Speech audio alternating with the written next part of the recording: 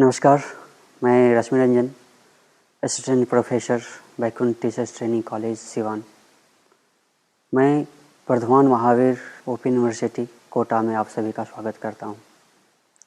आज मैं visual impairment के बारे में कुछ चर्चा करूंगा। ये दृष्टिबाधिता है क्या, ये क्यों होता है, इसका क्या कारण है और इसके हम पहचान कैसे कर सकते हैं, आइडेंटिफिकेशन कैसे कर सकते हैं, उनके पहचान के बारे में हम चर्चा करेंगे आज। सबसे पहले हम आते हैं कि दृष्टिबाधिता है क्या। दृष्टिबाधिता वैसे डिसेबिलिटी को कहा जाता है जिसमें किसी भी बालक या किसी भी व्यक्ति की टोटल दृष्टि लॉस हो जाती है। Means children who suffer from total loss of sight और considerable reduction of sight can be generally termed as visual impairment. Means कि वैसे बालक जिनका जो दृष्टि है वो या तो पूर्णतः समाप्त हो गया है और जिसका वो प्रयोग दृष्टि रहते हुए भी जिसका प्रयोग वो साधारण रूप से अपने दैनिक जीवन के लिए नहीं कर सकता है, वैसे बालक को विजुअली इम्पेयर्ड के नाम से जानते हैं। यदि हम इसके डेफिनेशन को देखें, इसके परिभाषा को देखें, तो PWD एक्ट के अनुसार जो पर्सन विथ डिसेबिलिटी एक्ट 1995 है, उसमें जो परिभाषित किया गया है ब्लाइंडनेस को, वो है blindness refers to a condition where a person suffer from any of following conditions. निम्न में से यदि किसी में से या कोई भी कंडीशन यदि एक बालक में देखा जाता है तो वह विजुअली इम्पेयर्ड के अंतर्गत हम उसको रख सकते हैं। वो डेफिनेशन है total absence of site. Means कि वह बालक पूर्ण रूप से उसकी जो देखने की रोशनी, आँख की जो रोशनी है, पूर्ण रूप से वो समाप्त हो चुकी है।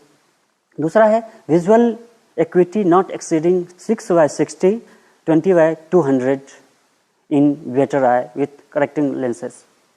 मीन्स कि यदि कोई बालक का जो दृष्टि तीक्ष्णता है, यदि वो 6/60 या 20/200 से कम है तो वो उस बालक को हम दृष्टिबाधित बालक के नाम से जान सकते हैं, उसको इस श्रेणी में हम रख सकते हैं। तीसरा है limitation of field of vision substanding an angle of 20 degree और वर्स। मीन्स कि किसी बालक का जो फील्ड ऑफ विजन है, वो फील्ड ऑफ विजन यदि 20 डिग्री या उससे भी कम हो जाता है, उस बालक को भी हम इस श्रेणी में रख सकते हैं। ब्लाइंडनेस को यदि हम क्लासिफिकेशन करेंगे तो ये दो तरह से हम इसको रख सकते हैं। एक तो कॉन्जेनिटल ब्लाइंडनेस और दूसरा जो होता है वो है एडवेंटिशियस ब्लाइंडनेस। जो कॉन्जेनिटल ब्लाइंडनेस होता है वो है जो जन्मजात दृष्टिबाधित होते हैं या जन्म से लेकर के 5 वर्षों तक के पहले जो बालक की जो दृष्टि है वो समान बालक से कम हो जाता है, तब उस बालक को हम कॉन्जेनिटल ब्लाइंडनेस या उसको हम जन्मजात दृष्टिबाधित के नाम से जान सकते हैं। दूसरा है एडवेंटिशियस ब्लाइंडनेस।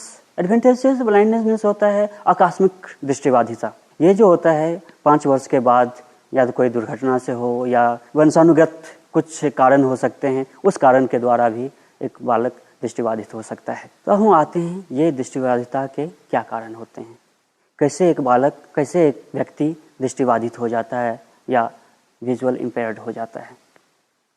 उसमें सबसे पहला है कुछ कारण जो होते हैं वो जेनेटिक होते हैं या इन्वायरमेंटल फैक्टर से रिलेटेड होते हैं।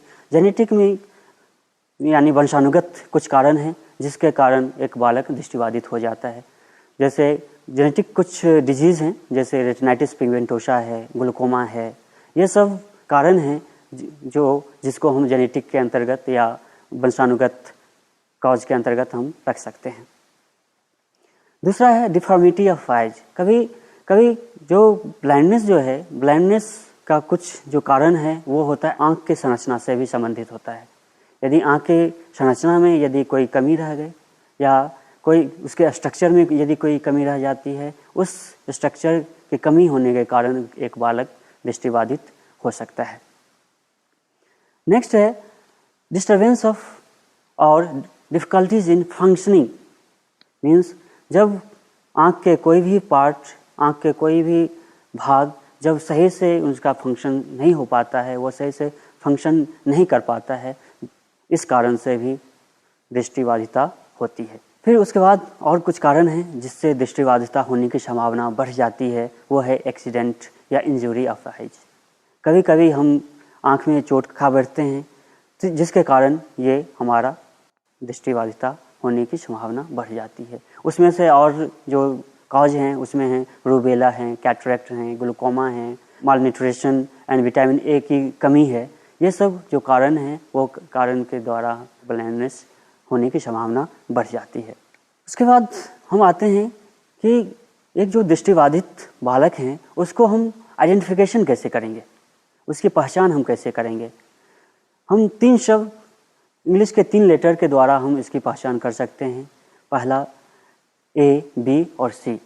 ए का मतलब होता है एफियरेंस, यानी किसी बालक को देख करके हम उसका विजुअल दृष्टिबाधित है या नहीं है उसको हम पहचान कर सकते हैं। दूसरा होता है B4 होता है बिहेवियर, यानी उसके व्यवहार के द्वारा। जब कुछ व्यवहार ऐसे होते हैं जो एक दृष्टिबाधित बालक में देखने को मिलता है, उस व्यवहार के द्वारा हम उसकी पहचान कर सकते हैं। और तीसरा होता है complain, C4 complain. Complain means होता है जब बालक कभी कभी किसी भी आँख से संबंधित बहुत से कंप्लेन करते रहते हैं, बहुत से शिकायत करते हैं। उस शिकायत के आधार पर अभी हम उसकी पहचान कर सकते हैं। अब हम आते हैं एफियरेंस पर।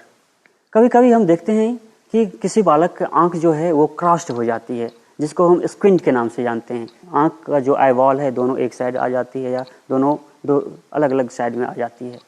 यदि इस क्रॉस्ड आई के आधार पर भी हम उसकी पहचान कर सकते हैं कि उसमें संभावना है कि वो दृष्टिबाधित हो सकते हैं। कभी कभी होता है कि वाटरी आई, यानी जो आँख से बहुत पानी आना, इस पानी आना भी एक संभावना है। पानी आने से भी एक संभावना है कि आँख वो दृष्टिबाधित हो सकता है। फिर उसके बाद है बिहेवियरल कुछ प्रॉब्लम होती है, जैसे कि आँख को एक्सेसिव रब करना, यानी आँख मलते रहना, cover one eyes and tilt the head forward. यदि कभी कभी क्या होता है कि एक आँख को बंद करके एक बालक पढ़ने की कोशिश करता है। कोई पढ़ते समय कोई बालक क्या करते हैं, बहुत नज़दीक से पढ़ने की कोशिश करता है।